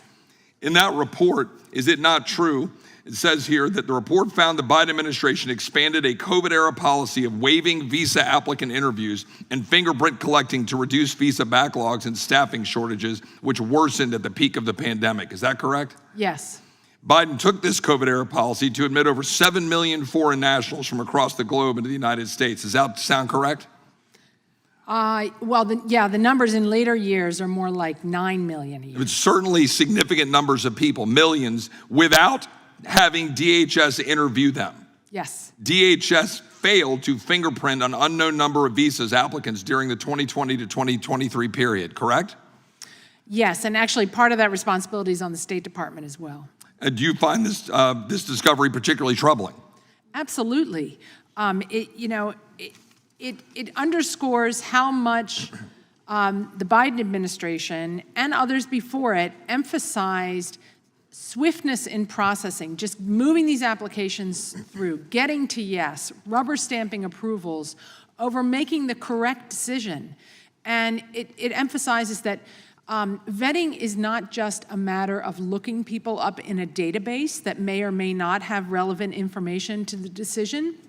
Interviews are a way for them to establish the credibility of the applicant and whether they actually qualify for the visa. I want to ask you about the visa waiver program as well. It ostensibly does not require an alien to possess a visa to enter the country, correct? Correct. And it's a gaping vulnerability in our legal immigration system, right? Inherently, yes. So with respect to that, are you familiar with the South American theft groups, particularly Chile, who commit burglary tourism through the visa waiver program? I've heard a lot about them from law enforcement agencies. For a time, Chile, a VWP program, refused to provide U.S. authorities the required background information on its nationals seeking entry into the United States despite entering into a security shared agreement in 2013. Are you familiar with that? Yes. So I sent a letter to DHS Secretary Noem and State Department Secretary Rubio to alert them to Chile's abuse. I'd like to insert that into the record without objection. Without objection. And DHS informed my office that Chile is now apparently complying with the agreed upon security agreements. However, because so many Chilean criminals have established theft rings across the nation thanks to the VWP, these theft groups have recruited Chilean nationals with no criminal record to enter the U.S. through the VWP to commit burglary tourism. Are you familiar with that extension? Yes, yes. And it's a real problem. And this is the kind of thing that multiplies when we have a lack of seriousness on these issues, correct? Correct, and it exists with Irish contractors in the Boston area as well. They totally exploit these people. Last question here. With respect to the U visa program, that presents an opportunity for alleged illegal alien crime victims to obtain work authorization and protection from deportation, correct? Yes. And on January 6, 2022, the DHS OIG again released a report entitled USCIS U visa program is not managed effectively and is susceptible to fraud, correct? Yes. I could go through a whole litany of things, but I don't have the time to do that. But I'd like to just acknowledge that problem, that OIG has recognized another problem, and I'll just finish with this, since I represent the southwest corner of Austin. Don't blame me for the downtown Austin stuff. But Mr. Brown, I'd like you to be able to have a minute to expand just a little bit further on how that abuse of the U visa program affected your life because of what we allow to occur and what that did to you and your family. My wife still has trouble talking about it. And it felt like we were under siege. And it was confusing. We had no idea what was going on. And if I didn't have the background that I have, a little bit of law, a little bit of Homeland Security, I'm not sure most people would even know what happened. That's my biggest concern, is that people who are victimized like this, they don't know. If they don't know that a U visa program exists, how will they ever know to ask for that discovery? Time's expired. We have some prosecutors who we know refuse to disclose or even certify U visas until after a case is concluded. Gentleman's time's expired. There's something called the Brady Doctrine. Yep, the gentleman's correct. I appreciate the gentleman's testimony and sorry that that occurred to you. Yield back. Chair recognizes Representative Scanlon. Thank you, Mr. Chair. I thought this was supposed to be one hearing where we weren't focused on illegal crossings at the border, but instead we're going to look at reforms to our legal immigration and our visa programs, but apparently some of our folks didn't get the memo. Look, since the first day of this administration, it's been clear that its chaotic and often lawless immigration agenda is based on a false choice, one that mistakenly asserts that in order to keep Americans safe, we have to slam our doors to the world, ignore the laws and values that this nation has been built upon and our very history, reject the people and traditions that have actually made our country great, and turn our backs on a critical source of labor to support and expand our economy and especially our healthcare systems. So this administration has claimed to only be going after the worst of the worst, but day after day, instead of hardened criminals, we see them going after hardworking people with no criminal records who are being ripped from their workplaces, schools, the courts where they're pursuing their legal immigration remedies, et cetera. So we see people with legal status having had the rug pulled out from under them, including our Afghan allies. These are folks who had our troops' backs during that conflict and came here legally on temporary protected status, and now they're facing deportation. So refugee resettlement has all but been shut down. People who've already completed the complicated and arduous vetting and security process have been left high and dry, often placing them and their families in dangerous conditions overseas. And this administration is now targeting international students, people here to learn from and contribute to our universities, to our economy, to innovation, and to our healthcare systems. And it's penalizing green card holders for expressing opinions that this administration doesn't agree with, despite the plain language of the First Amendment. So ultimately, despite all the rhetoric we're hearing, these actions hurt our economy, hamper our ability to compete with other countries on the global stage, and really damage our reputation worldwide. We're already seeing, I think the figure was a $12 billion decrease in tourism as people are afraid to come here. They don't like what they're seeing. For centuries, America's been a shining city on a hill, a place where the world's best and brightest seek to come and contribute and be successful in a culture of innovation and achievement, and that's being tarnished. It's just moving away from that tradition is the wrong direction. So, Mr. Nowrasteh, my district is home to a bunch of colleges and universities, many of which have 10, 12, 15% foreign students. Revoking their visas without transparency, terminating their legal status, seems like it's a big problem. And I know I hear from these universities that one of the reasons they like having international students, aside from the different perspectives they bring, the different knowledge they bring, is they bring dollars without student loans. Can you talk a little bit about what is happening with respect to the decrease in international students? Yeah, so they do bring in a lot of dollars, and American educational services are a large export of the United States. And this administration talks frequently about wanting to, close the trade deficit, which is frankly an economically meaningless term, but if they were really interested in that, they would actually liberalize student visas because it actually increases exports. It's a very valuable one, but the biggest benefit, of course, is what these people do if they do end up staying here. The firms that they found, the skills that they learn, the extra goods and services that they supply that make all of our lives better off. This committee had a hearing on February 15th, 2022 on the essential role of immigrant physicians to American healthcare. Have you looked at that at all? I mean, we have a lot of folks come here to get their medical degrees. Many would like to stay. We have tens of thousands of doctor vacancies in this country right now, and we've had foreign physicians filling those gaps. Can you speak to that issue at all? I can speak a little bit to that. I mean, immigrants are overrepresented in most medical sub-occupations, and they're contribute mightily to this. The United States has about 4 to 5% of the world's population. It would be extraordinarily accidental if those people who are born here happen to be the best of the best. I think we really punch above our weight when it comes to that. But there are a lot of talented foreigners out there who could be great American physicians and medical professionals, and I think it's pretty absurd that we make it difficult for so many of them to come in. Time has expired. Thank you. Thank you. The chair recognizes Representative Van Drew. Thank you, Mr. Chairman. I want to condense this down. Let's be clear. Nobody here on this side, I am not against legal immigration. We are against breaking the law.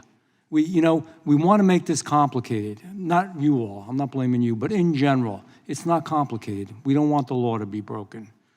And the abuse that's going on, or did go on, is causing the American people to lose faith in our immigration system. And see, that's the worst of it, and I'm going to emphasize this over and over again. Unfortunately, folks on the left, folks on the other side, it's even happening today, they'll talk about doctors and teachers and scientists coming over and how we're going to stop that, and they're going to not want to come over. They're not the ones we're concerned with. Scientists and doctors are coming over legally. They're going through the system. And they're actually getting hurt because of what has happened over the last number of years with the illegals coming in, because Americans are getting somewhat confused, unfortunately. Let's not blur this. Nobody is against legal immigration of good people coming to America. That's the way America was built. And as many times as the other folks on the other side will say, immigration, I'm going to keep qualifying. We're talking about illegal activity and illegal immigration. And worst of all, we keep doing this over and over again. And under Joe Biden, the problem wasn't just illegal entry at the border, and it's what we're here to talk about today. It was our legal visa processing system. For years, that administration opened the floodgates. They allowed criminals in.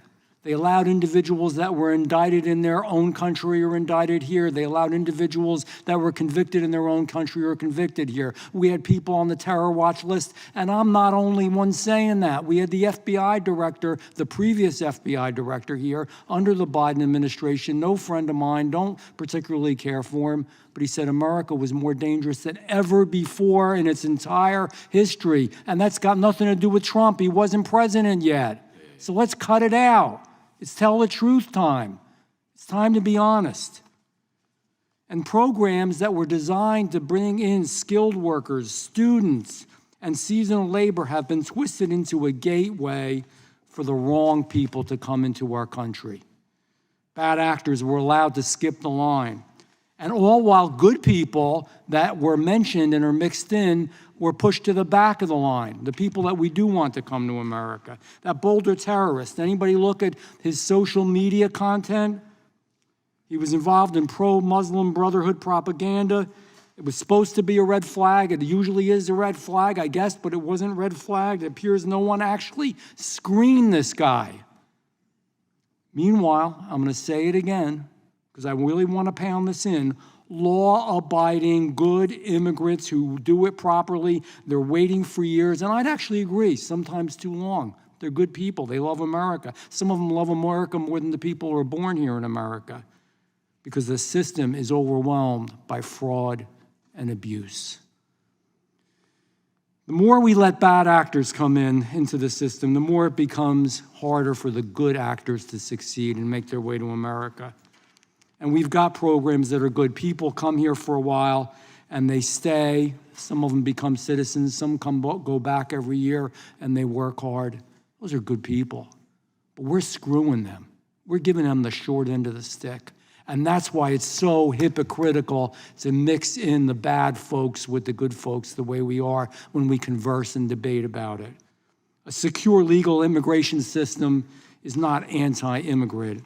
It's pro-American and it's pro-immigrant. immigrant.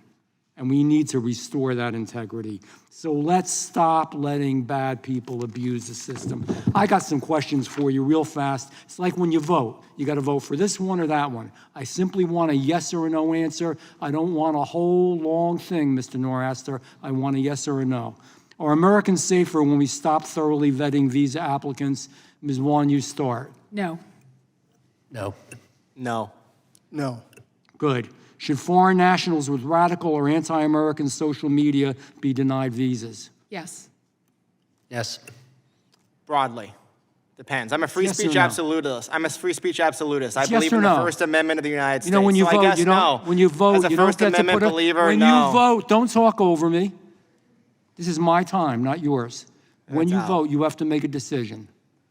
Is it fair to legal immigrants who wait years to let visa overstays apply for work permits after they broke the law? Yes or no? No. No. Yes. No. Should someone who is, last one, should someone who is, I'm out of time? Okay. I yield back, Mr. Chairman. Mr. Chairman, I have two quick unanimous consent requests. Yes, ma'am. The first one is an article from NBC News entitled "Hundreds of International Doctors Due to Start Medical Residencies Are in Visa Limbo." And the second one is, because we've had so much conversation on overstays, it's the Homeland Security Fiscal Year 2023 Entry-Exit Overstay Report that specifically says that the overstay rate is 1.02%. Without objection, admitted.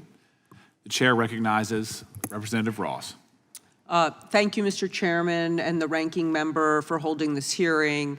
I'm gonna try to overlap in a positive way with Mr. Van Drew and talk about what we need to enhance legal immigration. I am absolutely convinced that we can fix our immigration system to deal with illegal immigration, the overstay situation. Obviously, we're working on the border, but we can walk and chew gum at the same time. Both the chairman and I represent one of the fastest growing areas in this country in North Carolina. Every day, and we just came back from being in our districts, I hear from the agriculture sector, largest sector, economic sector in North Carolina, the hospitality industry, the construction industry. We've talked about the medical industry, the research industry, that they need more workers and they need to have people who can get their visas. They need better H-1B processing. They need better H-2B visa processing. They want to hire people who are legal. But we have a backlog. We have not increased many of these visa quotas in more than 30 years. People want to come into this area. We are growing. We have amazing institutions of higher education educating lots of people from the United States. I'm very big on increasing the pipeline from the United States. But as we've discussed, in North Carolina, there simply are not enough people for our growing economy. So increasing pathways to legal immigration is either the first or the second highest priority for the North Carolina Farm Bureau, the North Carolina Chamber of Commerce, the North Carolina Home Builders, our education institutions.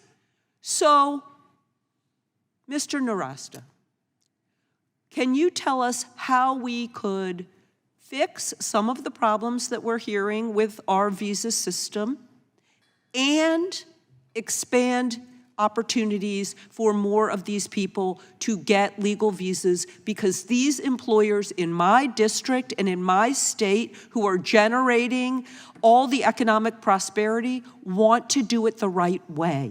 The major problem with the legal immigration system in the U.S. is that it is far too restrictive, it is far too complicated, it is far too burdensome. It is the second most complicated portion of American law after the income tax. Now, I'm just a humble supporter of the free market, But I think that people should be able to go back and forth based on where they are demanded, where their opportunities are, where people want to buy and sell from them and to them. And I think that we need to expand these opportunities for low-skilled workers in areas like agriculture, but also create a visa for construction workers.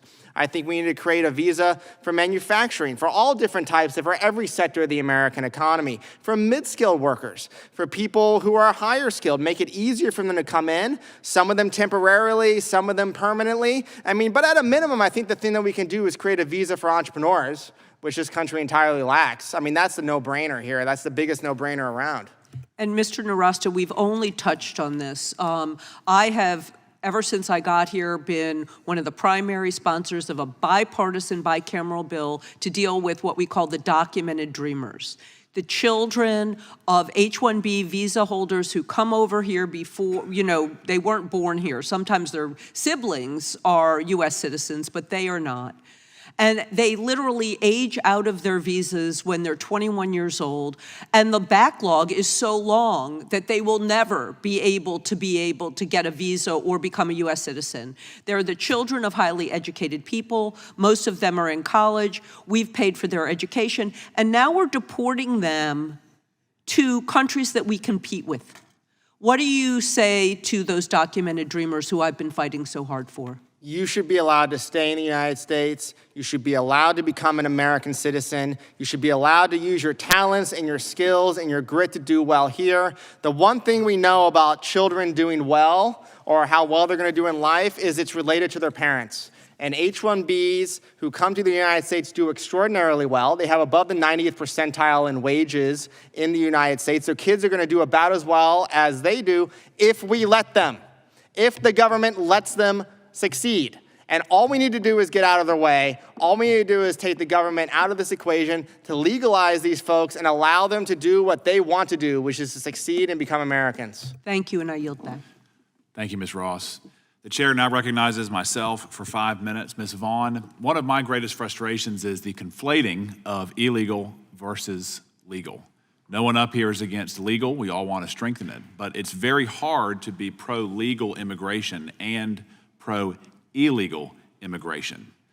And this notion that we are the recipients of only the best, the brightest, only those who refuse to commit crimes, only those who give more than they take to this country, that is not necessarily the case in any way, shape, or form as it relates to illegal immigrants. I'm a former federal prosecutor.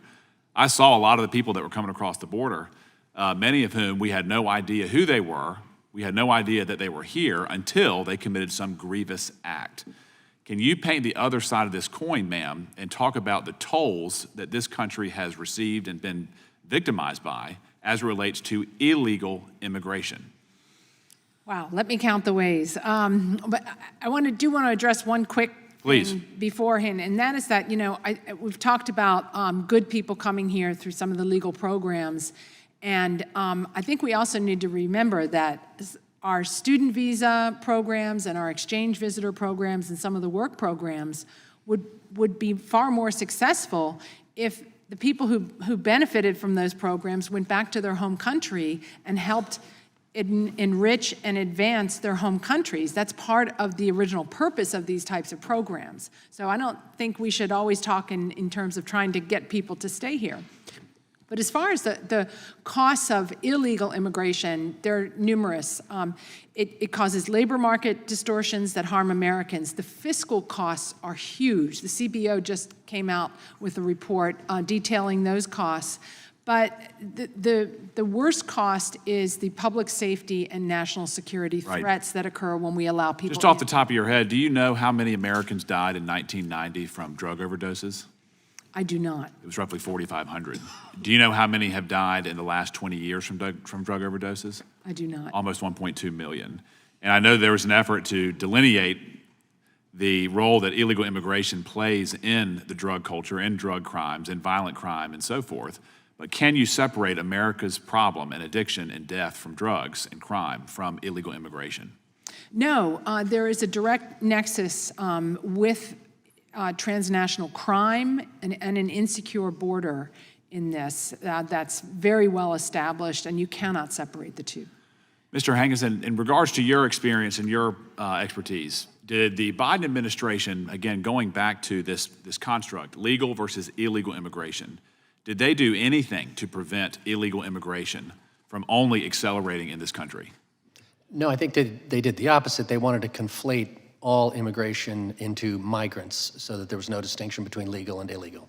And did that open up the pathway not only for illegal immigration to overwhelm the system, but also the pathways of legal immigration? Were those abused by bad actors? Well, when you put all the staff, for example, the Border Patrol is not patrolling the border, more people can come in. If USCIS is processing all the cases of parolees and asylees, they don't have time to process the legal cases. So I think legal immigrants suffered more under the Biden administration than they should have. And this idea that that illegal immigrants do not commit crime, I want to ask you a very basic question. Is it easier to prosecute, convict, and jail someone who was born in the United States, or is it easier to convict someone that you don't even know is here? Well, it's easier to convict someone when you know who they are, but either way, it takes a lot of time. That's right. That's right. And so in terms of the drug sales, the drug smuggling and so forth, if we don't know that they're here in the first place, it's harder to investigate and convict. Is that correct? Yes. Now, Mr. Brown, in regards to your own personal story, I want to ask you just a few questions outside of your own experience. What other types of victims do you deal with as it relates to immigration fraud? Vast majority of our clients are traditional one-sided marriage fraud cases. Those are traditionally when someone, a foreign national, convinces and deceives a U.S. citizen into marriage for the purpose of getting a green card. But over the last couple decades, there's been new types of marriage fraud that have emerged. One is called VAWA self-petition fraud. That's when they file a Form I-360. That's when they falsely accuse their spouse of some sort of domestic violence in order to become eligible to basically pursue the green card without any obstruction. Another one is an I-751 waiver fraud. The Congress passed the 1986 Marriage Fraud Amendments Act and created this conditional permanent residency regime. And this I-751 waiver is a way for them to get around the joint petition requirement by making a false accusation. The final form of marriage-based fraud is I-864 fraud, which is a huge problem. I-864 is basically a form of immigration alimony these days, and we've had numerous clients where a foreign national marries them, comes into the U.S., doesn't even cohabitate with them, and sues them under the I-864. There's no fraud exception in the federal statute, which should be changed. Okay. Sir, thank you for your testimony.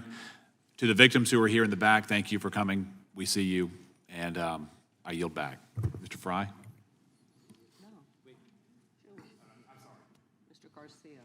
Mr. Garcia. Illinois. Mr. Garcia, I wasn't trying to skip you. I have to leave, so I'm getting Mr. Fry to come and sit in the chair. Thank you, Mr. Chairman. Before I make a few remarks, I want to just observe that the bulk of this hearing has been about illegal or unauthorized immigration, and we're supposed to be talking about legal immigration and visas and the visa system.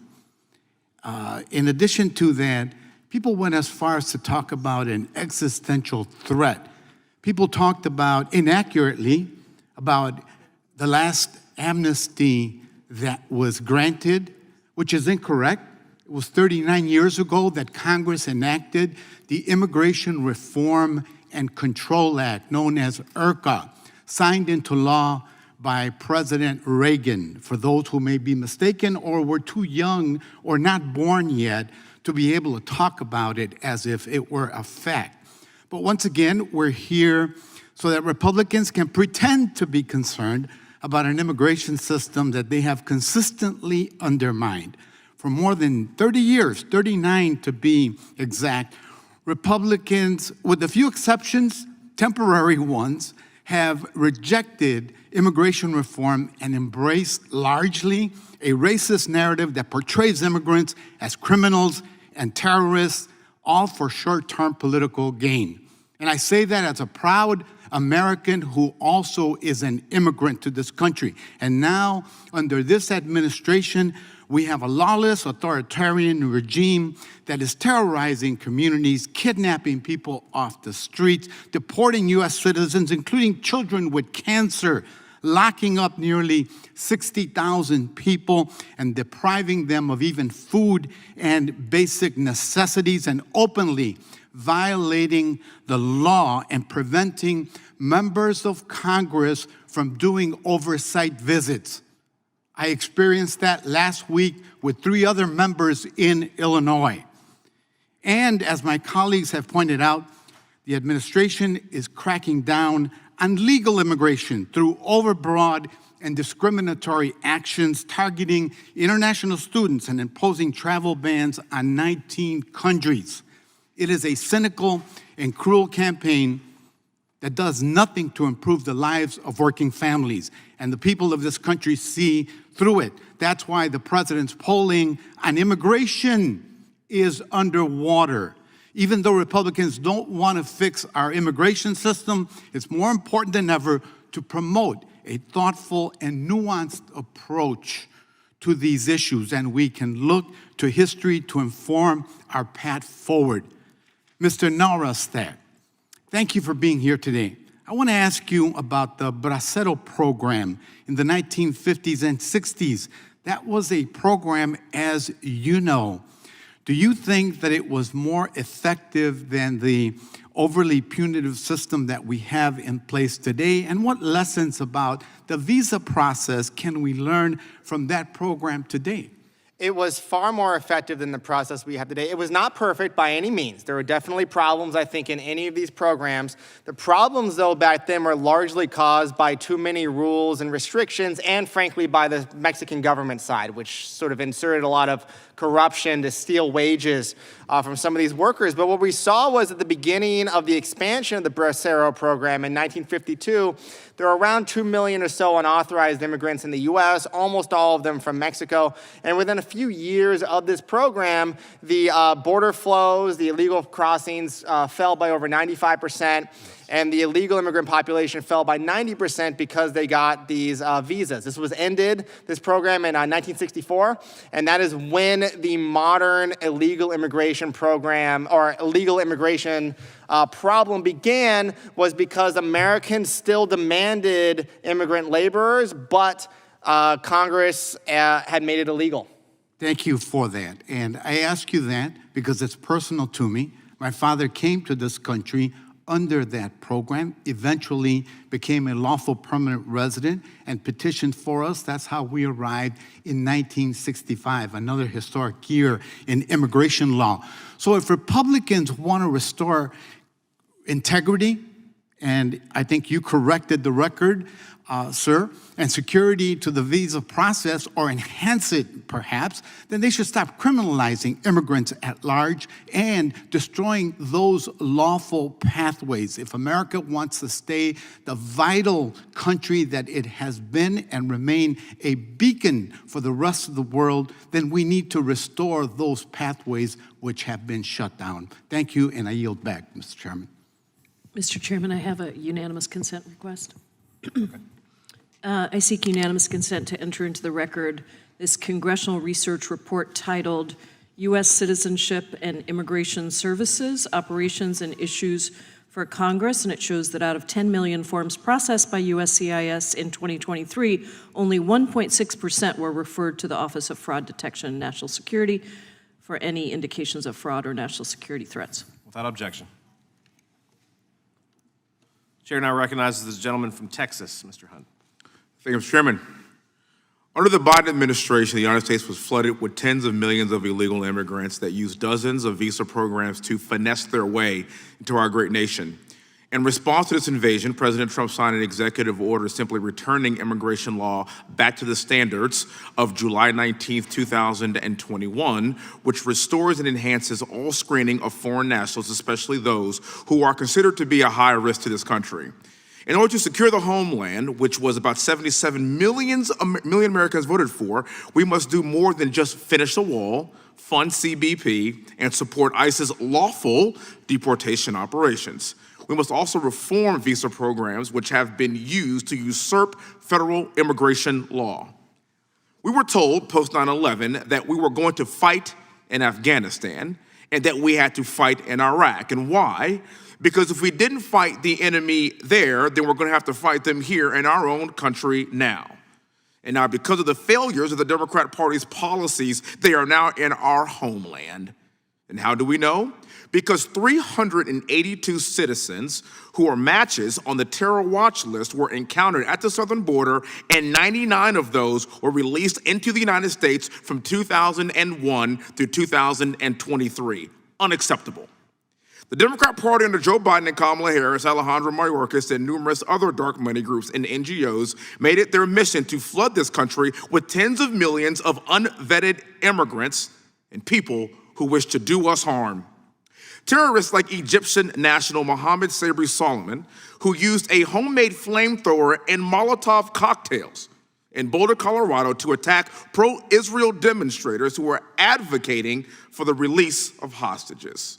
This man, who was admitted into the U.S. in 2022 on a tourist visa and was then given work authorization in 2023 by, yes, you guessed it, the Biden administration, and had been posting pro-Muslim Brotherhood propaganda on his Facebook page for more than a decade. Disgusting.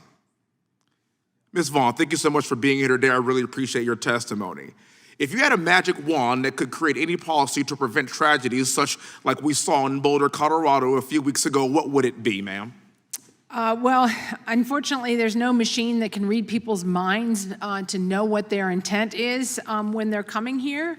But I think one of the most important improvements that we could make would be to require mandatory interviews for non-immigrant visa applicants and also people who are applying for green cards and immigrant visas. Okay, we should have eyes on and a personal contact with everyone who is. Can you say that again, please?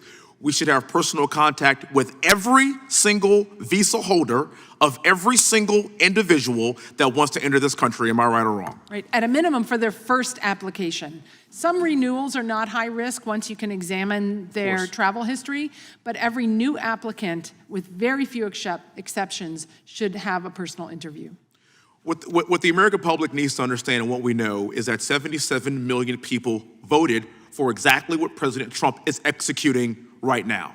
The faux outrage from the left continues to ignore the damage that has been done to our country and people that are literally maiming our fellow Americans while we have done nothing and we stood by idly. We are now acting and behaving in a way that enforces the law. This is not xenophobia. This is the way and the process that it takes to enter a sovereign nation, and we at the federal government must protect that. I am somebody that has deployed all over the world. No other country operates this way. There is not a single country in the world that would allow 20 million people to enter their country illegally, and then when we do something about it, we then cry xenophobia. It would never happen. When I was stationed in Saudi Arabia, you had to have a diplomatic passport just to enter Saudi Arabian airspace. So the idea that we should at least speak to every single person that wants to enter our country is a novel idea because everybody else does it. Thank you so much for your time. Thank you for being here. Mr. Chairman, I yield back the remainder of my time. Gentleman yields. The chair now recognizes the gentlelady from Texas, Ms. Crockett. Thank you so much. It's interesting that we're being accused of wanting all kinds of criminals to be on the streets, or that we don't believe that people should show up to their meetings and appointments. Last time I checked, there's a lot of people that are actually being grabbed as they are going in for their appointments. In fact, we know that one of the candidates that was recently running in this mayoral, he ended up being arrested because he decided that he was actually going to escort people that are actually showing up to their meetings. Or we know that the Pope, yes, the Pope himself, decided that the church may need to have people that are going to escort people as they're going into their meetings. Because the reality is that what they are claiming what they want to do versus what they're actually doing, the actions don't match up. And while we are supposed to be talking about visas, somehow we continue to cherry pick and talk about one criminal act and another criminal act. And it is so very interesting to me that, yes, we will say people are xenophobic, because when you start to decide that just because somebody came from another country, they are automatically some kind of criminal, that does sound kind of xenophobic to me, because you are using a paintbrush to paint an entire group of people where the vast majority of them are coming here because they are actually seeking a better life. But let me get to what this hearing is supposed to be about. The idea that Trump and my Republican colleagues want to restore integrity and security in the visa process is actually a joke. Let me be clear, integrity is not snatching lawful visa holders off the streets and throwing them into unmarked vans. Integrity is not revoking visas based on social media posts that hurt somebody's little feelings because kids decide that they want to go after Trump or this administration. We have a thing called free speech in this country. And since we're talking about integrity, I'm confused as to why my Republican colleagues aren't talking about the lack of integrity when it comes to the president's family's visas. Let me remind y'all that Melania, the First Lady, a model, and when I say model, I'm not talking about Tyra Banks, Cindy Crawford, or Naomi Campbell level, applied for and was given an EB-1 visa.